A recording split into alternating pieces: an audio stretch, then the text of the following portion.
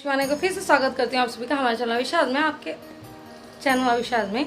तो आज है डे ग्रे। तो मैंने यहाँ पहले एक ग्रे कलर की साड़ी, और मेरे पास चुनिंदा साड़ी है कलर्स में, क्योंकि मैं साड़ियाँ वगैरह बहुत कम पहनती हूँ और सूट वगैरह मुझे पहनने का मन नहीं होता नवरात्रि में। तो यहाँ बैठी हमारी माता माई सुंदर सी बनके, बहुत ही सुंदर। और थैंक यू आप सभी को, आप सभी ने माँ के श्रृंगार को और डेकोरेशन को सराहा इतना। और जिसको शिकायत थी मैं मेहंदी नहीं लगा पाई, उसके लिए मैंने मेहंदी लगा दी, क्योंकि देखो मुझे खुद भी पता है कि मेहंदी लगानी चाहिए, लेकिन कई बार काम के चलते ऐसा हो जाता है कि नहीं भी लग पाती है। तो आज लगेगा माँ को दूध का। तो यहाँ पर मैंने शुरू कर दी है पूजा, और पति देव भी साथ में, क्योंकि सुबह जल्दी का होता है, इनको ऑफिस भी जाना रहता है, तो जल्दी जल्दी सब कुछ किया जाता है। और तिलक तो माँ को मैं ही करती हूँ, ये हमेशा कहते हैं माँ को तिलक तुम ही करो अपने हाथों से, तो मैं ही करती हूँ। तो इसके बाद मैं इसी वीडियो में कुछ क्वेश्चन के आंसर भी देना चाहूँगी। मुझे क्वेश्चन आ रहे हैं कि दी अगर हमने व्रत नहीं रखे हैं तो क्या अब हम व्रत कर सकते हैं? क्या लास्ट के 2 नवरात्रे हम व्रत कर सकते हैं या कैसे? तो देखिए, कई बार कई लोग आगे पीछे के व्रत, जब मैं बचपन से यही सुनती आ रही हूँ कि हमने आगे पीछे का व्रत रखा है, आगे पीछे का व्रत रखा है। जब हम बच्चे थे हमें भी नहीं पता था, लेकिन जैसे जैसे जानकारी बढ़ने लगी उसके साथ साथ मैंने ये जाना कि नवरात्रि के बीच में अगर आपने व्रत कर लिया है तो आपको अन्न नहीं खाना होता है। यानी कि हो सके अगर आपको 2 नवरात्रे ही रखने हैं तो आपके घर में अगर और कोई भी पूरे 9 रख रहा है और माता की चौकी लगी है तो आप फर्स्ट 2 रख सकते हैं या लास्ट के 2 रख सकते हैं। उसके बाद आप कंजका बैठाइए। और अगर आप ही सिर्फ आगे और पीछे के करते हैं तो आप लास्ट के 2 नवरात्रे जो हैं उनमें चौकी लगाइए, और आप चौकी लगाइए, मंदिर में भी कर सकते हैं, और आप 2 व्रत माँ के कीजिए और कंजका बैठाइए। तो ये बहुत सरल तरीका है माँ को प्रसन्न करने का। मैं मानती हूँ कई लोग अपनी तबीयत ख़राब की वजह से, कई लोग जॉब्स वगैरह की वजह से, कई लोग अपने शारीरिक क्षमता ना होने की वजह से पूरे व्रत नहीं रख पाते हैं, उसमें सबको कष्ट भी हो सकता है। तो देखिए, माई जो है वो बहुत ही भोली है, वो आपके भाव देखती है, वो आपके व्रत नहीं देख रही है, वो आपके नियम नहीं देख रही है, वो देखती है सबसे पहले आपके भाव। आपके भाव कितने शुद्ध हैं उनके लिए, कितना अनकंडीशनल आपका जो आपने माँ को अपने आप को समर्पित किया है वो कितना अनकंडीशनली किया है। ऐसा नहीं कि हम कुछ मांगने के चक्कर में माँ को प्रसन्न करने की कोशिश कर रहे हैं, कभी भी ऐसा नहीं करना चाहिए। तो बेशक डियर आप कर सकते हैं व्रत, और बस ये है कि आप अगर आप बहुत बड़ी चौकी भी ना लगा पाएँ तो आप मंदिर में ही कर सकते हैं। कलश स्थापना आपको करनी ज़रूर है माँ के लिए, हाँ, लेकिन अगर आप खेतड़ी का सोच रहे हैं तो खेतड़ी जो लोग पूरे 9 व्रत करते हैं वही खेतड़ी बोते हैं, यानी कि जवारे बोते हैं। बाकी आप पूजा पूरे नियम से कर सकते हैं। अखंड ज्योत भी आप उन 2 दिनों जला सकते हैं। अगर आप पूरे दिन में नहीं जला सकते तो आप वो लास्ट 2 व्रत, जब तक कि आप व्रत में हैं तब तक आप अखंड ज्योत कर सकते हैं।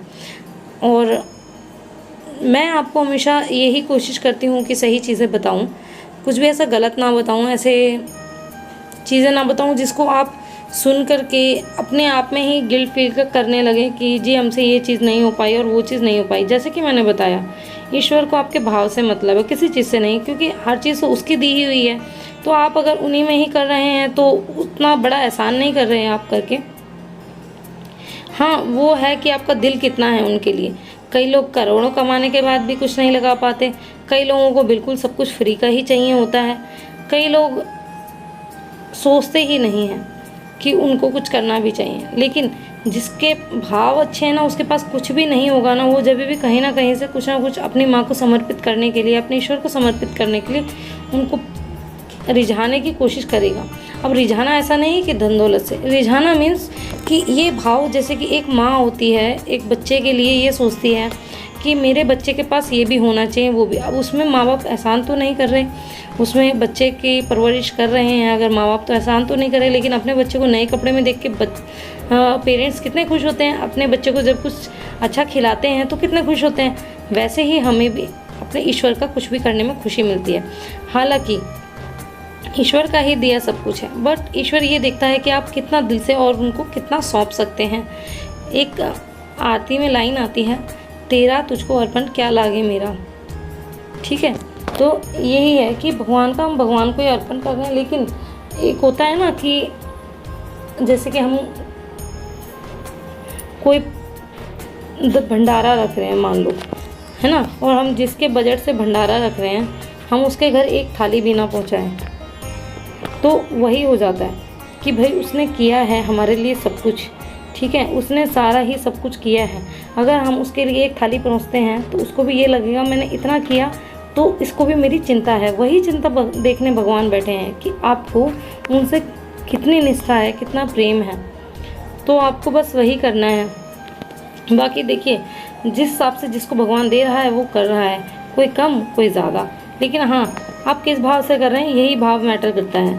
अगर आप सोचते हैं कि भाई मैं हूँ या और कोई है वो हमेशा से ही ऐसा कर रहा होगा, तो मुझे ऐसा लगता है कि कहीं ना कहीं से तो इंसान ने शुरुआत की ही होगी, कहीं ना कहीं से उसने चीज़ें में बढ़ोतरी लाई होगी। मेरे भी घर में माता रानी ने इतनी कृपा दृष्टि दिखाई है कि हर चीज़ समय के साथ बढ़कर ही हो रही है, घटकर तो आज तक हुई ही नहीं है। माता रानी की इतनी कृपा है, कान्हा की इतनी कृपा है कि हर चीज़ बढ़कर होती है। और वो कैसे हो जाती है ये मुझे भी नहीं पता। कई बार तो मैं ये भी सोचती हूँ कि ये कैसे हो रहा है। अगर एक महीने में अगर हम नॉर्मली अपने मंथली खर्चे लगाएं तो वो उसमें भी पैसे एक तरीके से पूरे नहीं पड़ते, क्योंकि जिस हिसाब से जिसकी इनकम है उस हिसाब से उसके खर्चे ज़्यादा ही हैं। चाहे आपकी इनकम 1 लाख है, 5 लाख है, 50,000 है, 5,000 है, जैसे भी है। लेकिन पता नहीं जब ये सब प्रोग्राम होता है घर में कैसे पैसा आ जाता है, कुछ नहीं पता चलता। अब ये तो भाव ही है ना, माँ भी ये देख रही है कि इसका भाव है तो अरेंजमेंट भी मुझे कहीं ना कहीं से कराना है, नहीं तो इसी का ही दिल दुखेगा।